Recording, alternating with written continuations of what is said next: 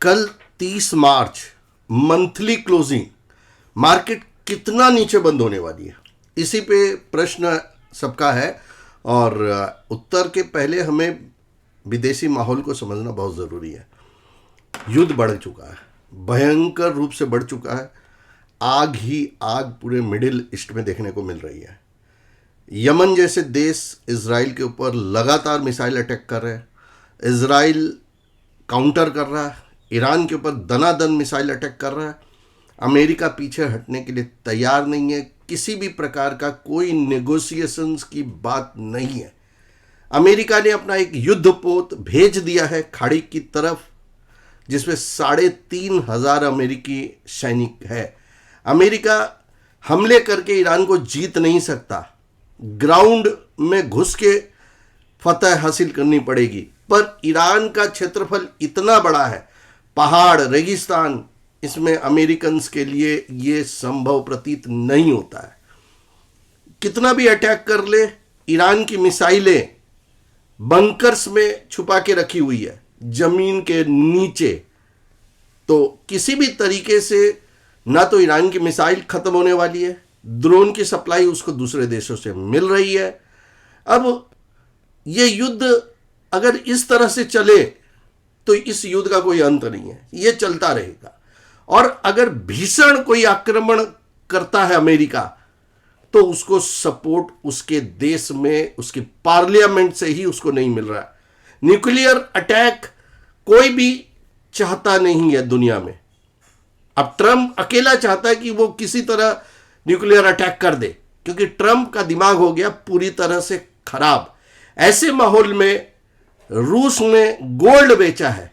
क्यों? क्योंकि उसको अपना डिफेंस के ऊपर और खर्च करना है। यानी अब यहां पर सेफ हेवन और शेयर बाजार तो छोड़ ही दो, इन सब का कोई मतलब नहीं बच गया। अब दुनिया लड़ाई के मोड में आ गई है, अलर्ट मोड में आ गई है, और सबको सिर्फ गोला और बारूद से मतलब है। ऐसे माहौल में अभी तक तो कोई पॉजिटिव न्यूज है नहीं।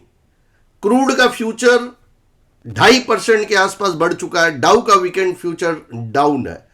और यह परिस्थिति यूं ही अगर रात भर आज चली तो कल भारतीय बाजारों में गैप डाउन देखने को जरूर मिलेगा।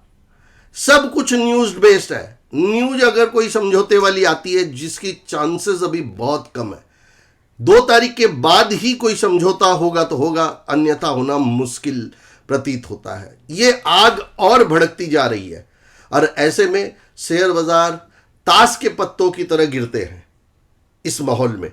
अब ये पैनिक सिचुएशन है। भारत में अभी तक कोई पैनिक नहीं है, पर शेयर बाजार भविष्य को देख के चलता है, और एफआई बहुत समय से भारतीय बाजार में नेगेटिव है और लगातार अपना माल बेचती जा रही है। ऐसे में कल लेवल पे ही अपने फोकस कर सकते हैं, ऊपर के लेवल की बात करके कोई फायदा नहीं है। 22,600, 22,471, 22,200, 22,000, 21,750 जो कि प्रीवियस सपोर्ट है। ये अगर टूटता है तो मार्केट की गिरावट कहां तक होगी, ये तो वक्त ही बतलाएगा।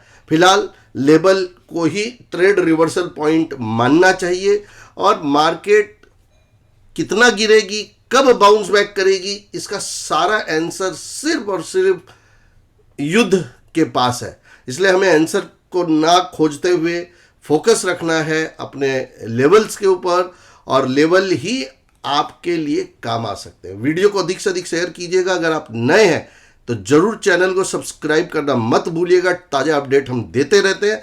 31 तारीख को आने वाली है 3 महीने की क्वार्टरली प्रेडिक्शन, जो कि हमारे ऐप एस्ट्रो गुरु JMJ पर उपलब्ध होगी। ऐप डाउनलोड अवश्य कर लीजिएगा। जय मां काली।